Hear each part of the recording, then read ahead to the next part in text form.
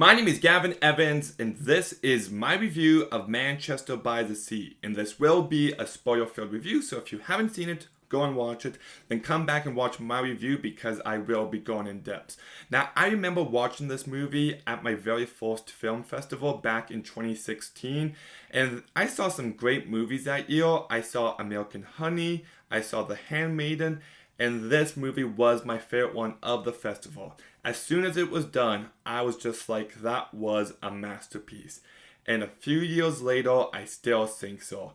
This movie is absolutely incredible. And if I had to describe this movie, I would say that it's a grounded, realistic version of both Last of Us Part 2 and BoJack Horseman. The incapability to move on from something that you get from Last of Us 2 is also present here. And then also the whole idea of messing up in life and wondering if you deserve to have good things happen to you from BoJack Horseman is definitely present here. And I think this movie explores those ideas incredibly well. But I do have to begin talking about the acting because that is where this movie really shines. Casey Affleck gives one of the best performances I've ever seen in my entire life in this movie. He's absolutely phenomenal.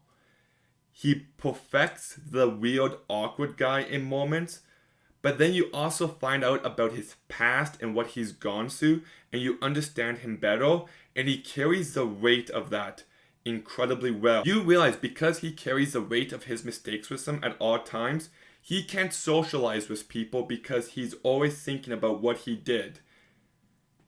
Let's make something clear. What happened to this guy is absolutely tragic. He accidentally got his 3 kids killed. I always say there are some things in life that you never move on from, and that would definitely be one of them. And you can see that in his performance. That scene at the police station where he tells them what happened, and they're like, okay, you can go now. And he's just like, wait, I'm not going to be punished? And they say he's not, and he walks out, he takes a gun and he tries to kill himself, but they stop him, and as he falls to the ground, he just shouts out, please. He packs so much emotion there, and there's so much depth to the writing of his character. He was never punished for what he did, and he hates that. He believes he needs to pay the price for his mistake for the rest of his life. So he works a shit job, he lives in a shit apartment, and he tries his best to get himself beat up. Because he doesn't believe he deserves anything more in life. This entire story in this movie is him having another chance. Him having an opportunity to redeem himself. But it ends with him realizing he just can't beat the grief no matter how hard he tries. And it's absolutely devastating to watch. Near the end of the movie, he falls asleep while cooking and realizes that he almost burnt another house down. And he can't put himself in that position again. And just the fact that he's in this town, it brings back all those memories. Everyone knows who he is and what's he done. You really have a sense that he doesn't want to be in this town. Also, there's one quote in BoJack Horseman which I think sums up this movie incredibly well. And it's when BoJack says to Diane, well, what you gonna do? Life's a bitch, then you die. And then Diane's like, well, maybe life's a bitch, and then you keep on living. And I think that line sums up this movie incredibly well. This character is written with lots of depth and nuance and care, and Casey Affleck brings him to life so perfectly. And then you've also got Michelle Williams, who is just fantastic in this movie. I hate it when the Oscars are around the corner and people are talking about their favorite performances, and they're talking about one performance where the person's in the movie for 2 minutes. Now, Michelle Williams is in this movie for more than 2 minutes, but in that one scene, she really stands out. You understand the pain that she feels and the regret. And just that entire conversation is just so heartbreaking. You start to understand this relationship where they both still love each other, but what they've gone through has completely destroyed them. And whenever he sees her, it just reminds him of everything. And like Lee is genuinely happy that she found someone else and that she has a kid and that she's having another chance.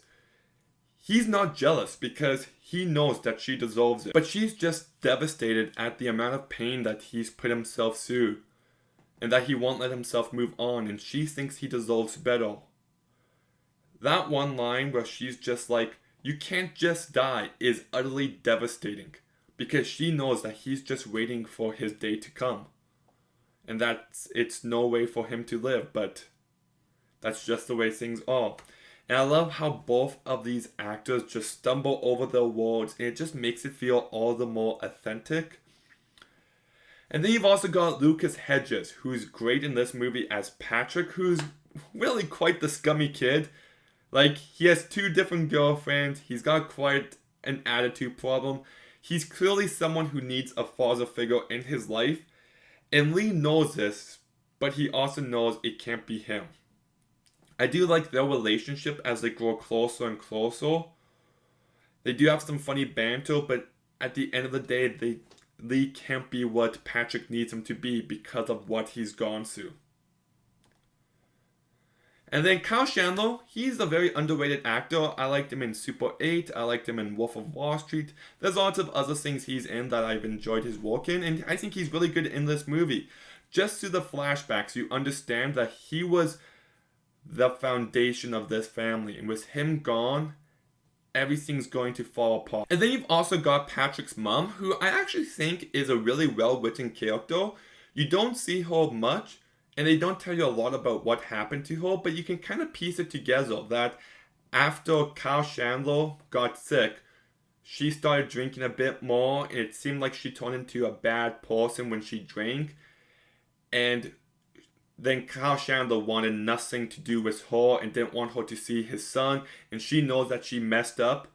So then she turned to religion to try to get forgiveness, and even though she tries to have Patrick in her life again, she just can't bring herself to it. So she's really not all too different from Lee, and I like how they handle this character with the most utmost nuance. Like, it's all there, but they don't tell it to you directly. And this movie is incredibly well directed by Kenneth Lonergan. I feel like movies like this don't get the recognition they deserve when it comes to the directing. Like, it's not flashy, it's not in your face, but it's still very well directed.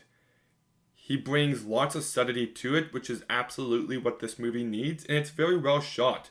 This town looks beautiful, and I love the use of sound in this movie. There are some moments where it just stands out and it puts you in the mindset of the characters, and I think that's really well handled. And even though I've already kind of said this movie is incredibly emotional. I watched it with my one brother who never cries at anything, and he didn't quite cry at this movie, but he said he came close, and that's saying a lot. But it's not just sad person the movie. You know, there was one movie that came out last year called The Fallout. I didn't like it at all. I described it as sad person the movie. Well, a sad thing happens to a person, so now the person's sad, and that's all the movie has going for it. But this movie has got so much depth and nuance to the characters and their relationships that it really makes it more than just standard storytelling. Anyone can write a story where something bad happens to someone and then they're sad. But this movie isn't just that. There's a lot more to this movie character-wise and thematically. And I love how it's a movie just about the human condition in general, and it feels so authentic and raw. And as sad as it is in moments, it also still manages to be really funny in other moments. It's always got that to bring some much needed levity. And there's one flashback early on of this movie where there's someone who's complaining about them making jokes during a serious situation, and then someone's just like, well, you need to find the humor in serious situations. And I think the movie manages to do that. It manages to find the moments of levity, the moments of humor, the moments of joy in all this depression and sadness.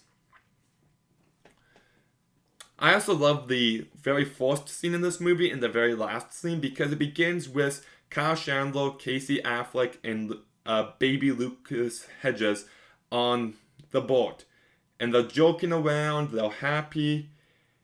And then at the end of the movie, it's just Casey Affleck and Lucas Hedges just sitting there. They're not joking around, they're not happy. There's only two of them now, and you can just tell how much these characters have gone through. It just allows you to reflect on everything the characters have gone through. And there's even a scene early on where Lee's at a bar, and he goes up to these two guys and gets beaten up. And the first time you watch this movie, you're like, why did he do this? But then a very similar scene happens near the end of this movie, and you understand why. He feels like he deserves to be beat up. And there's also some other thematic elements to this movie. Like, he is super awkward whenever he's talking to girls. And I find it funny that the girls have completely romanticized him. You know, the good-looking, mysterious guy. But they don't actually understand who he is and what he's gone through. And that just underneath all that, he's just broken. And they look at him and they're like, oh, he's good-looking. And then they start talking to him and they're like, I don't really like this guy. I also love how this movie highlights the differences between the old and youth. How the youth bring a certain naive point of view and what things should be. But with more age, there's that realization of just how things are. And I like the differences between the two of them. I also think this movie highlights the reality of just small human errors. There was a point in time where I had a cleaning company with a friend of mine, and on our very first clean, I accidentally broke some glass. And I was just so incredibly embarrassed. I just accidentally walked into it and broke it. And this movie realizes just how those small human errors do happen and how some of them can have devastating effects. It also allows for the movie to feel really authentic in moments. Like, there's one scene where they're putting Michelle Williams in the hospital, and the bed they have her on, the legs keep dropping, and they're trying to put it up, and it's, I guess it wasn't intentional, but it really works.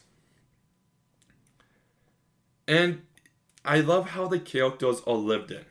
And what I mean by that is that it feels like the characters don't just exist in this short window of time that we watch them in.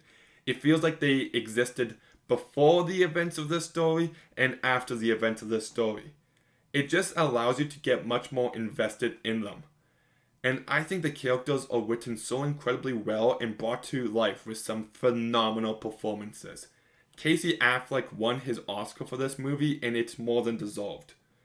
I think this is a powerful movie with a ton of emotion to it. It has a lot of weight to it, while still having those moments of levity. I think it explores the human condition so fully, and it's not the feel-good movie of the year. You're not going to watch this and be like, oh, man, this is just, you're not going to be like that. It's no Paddington 2. But after you watch this movie, it will stay with you. I think it is such an incredibly well-written, directed, and acted movie, and it's one if you haven't seen, then you absolutely must seek out. So I'm going to go ahead and give Manchester by the Sea a 9 out of 10. Okay, have you seen Manchester by the Sea? What did you think about it? Let me know in the comments down below. Make sure you like, make sure you comment, make sure you subscribe. Stay tuned for some more videos soon, and Gavin out.